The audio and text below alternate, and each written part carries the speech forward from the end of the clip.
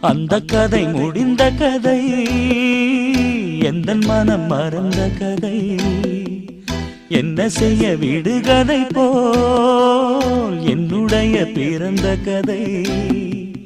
காலங்கள் தான் போன பின்னும் காயங்கள் ஆறவில்லையோ, வேதனை தீரவில்லை. சொல்லிவிடு வெள்ளி நிலவே